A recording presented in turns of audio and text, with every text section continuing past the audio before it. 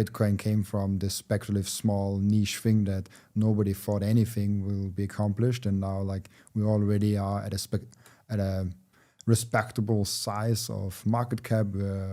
We have respectable big figures that weren't initially in Bitcoin, but were already successful in something else that came to Bitcoin, like the Grant Cardones or like the Michael Saylors. What is kind of the next step, the next evolution or level that kind of Bitcoin reaches?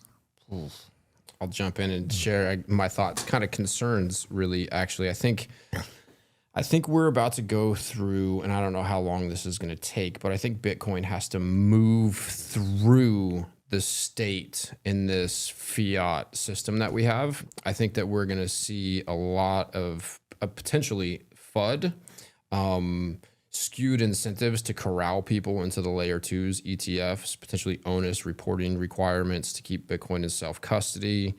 And then you have the global game theory taking place. I think we might end up in a position where, the United States just invaded Venezuela.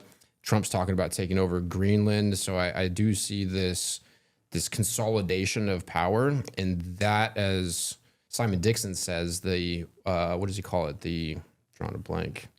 The proof of weapons network is going to try to corrupt this thing. And the only way that it can do so is through layers on top of it. So I think there's going to be incentives to borrow against your Bitcoin, convert your Bitcoin into ETFs. And so I think the challenge is going to be stay the course, keep your Bitcoin in self-custody, avoid Bitcoin collateralized leverage, make sure you remain productive. You want to build a solid network, get right with yourself. Part of my journey going down the Bitcoin rabbit hole, I've kind of come to this place where I've almost hit this Forrest Gump moment where it's kind of like, well, that's all I have to say about that. Like, all right, well, I've come to this understanding, and now where I'm at is in this place where I'm really confronted with myself. Who am I? Why do I operate the way that I do? What do I want out of life? How do I be a better person, better friend, better husband, better father?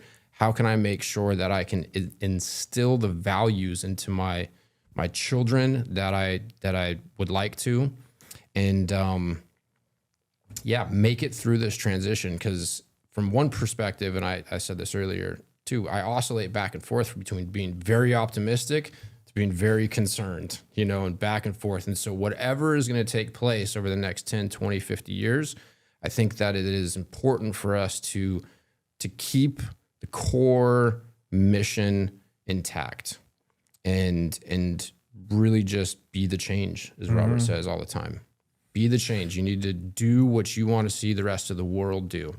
And I find that the way that I have most effectively orange-pilled other people is not by explaining supply and demand and incentives from peace to violence or violence to peace or whatever. It's by being happy. I have several people that have been like, dude, you're fucking pumped. What's going on? It's like, well, maybe you should think about money. Like Seyler says, you work 40 to 60,000 hours of your life for money. Maybe you should spend 100 learning about what money is. It's so good. It goes back to the imitation thing for me. It's like cultures change through imitation, not through lectures. The lectures are great. We love to do it. We do it for a living, like by all means, I love to consume them.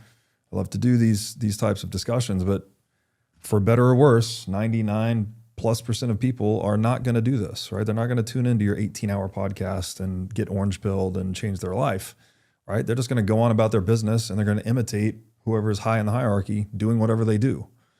So, to add to that, it's like I go back to just probably the most popular mantra in Bitcoin, stay humble and stack sats. But I would just add to that, that's like a more general philosophy for life. Just stay humble and stack, skills, gats, food, family, virtue, whatever it is, compound it every day, move that needle 1% every day, and you get like a 37x by the end of the year. Just do that all the time. And so I think we have so much to learn from Bitcoin. And in a way, we can kind of like imitate the principles that underpin Bitcoin and radically improve our lives. Yeah, for me, Bitcoin has really highlighted all of the things that I don't know. Like I've always been a rather humble person, but like, you know, as far as that search for wisdom or intelligence or meaning, it's for me, it's more like I want to know where my ignorance is. And if by exposing my level of ignorance, then I can take more effective action. I love that. I have one question to ask each and every one of my new guests on the podcast. And the question is always, what can we learn from you, Robert, outside of Bitcoin? Oh man, I don't know. Whatever you like. I mean, I'm purposefully trying to be much more extroverted online, specifically on like Instagram. We've set up TikTok and Snapchat too, but I just know how to run Instagram. So I'm trying to do much more fitness, much more lifestyle, diet. What do I do? And it goes back to that, like, be the change thing. So I'm just I've tried to build a good life for myself, but I haven't done anything to broadcast that to anyone, right? It's been more Twitter, you know, ideas, long writing, which is all cool. And I'm very grateful for the people I've connected with through that. But again, if you want to try to move the needle in culture, I think you have to just be a little more live action. So I'm trying to do that. You could follow me on Instagram and see what I'm doing there. And wisdom, intelligence, and meaning. So the story there is obviously the What Is Money show got reduced to the acronym WIM, right? The WIM show. But every time we told people, you know, hey, it's the WIM show or the What Is Money show, they're like, oh, so it's a finance podcast. As I said earlier, it's like, well, that's a problem because we don't talk about that. So we're trying to find a way to like soft rebrand to, you know, the WIM show, a podcast about what? Well, we chose a WIM acronym for continuity. So wisdom, intelligence, and meaning. We already touched on wisdom is like, you know, knowing what you don't know or can't know. Intelligence, we're trying to talk more about artificial intelligence on the show. So also just general, like anyone that's listened to the show probably is a nerd that likes to, you know, enjoys the process of learning and insight. That's what we try to do, is deliver like catnip for nerds, more or less. And so there's that kind of intelligence aspect to the show. And then, you know, the meaning of meaning is a bit more mysterious, but hopefully finding, you know, discovering these things in life that you can't not do, you know, finding the thing in life that you have decided for yourself that you feel to be deeply meaningful. And it's like, what did Picasso say? Something like the meaning of life was to discover your gift, and then the purpose of life was to give it to the world, something like that. So just helping people on that journey is, you know, I don't know if that's a direct answer to your question, but like these are the broad categories of things we try to teach people.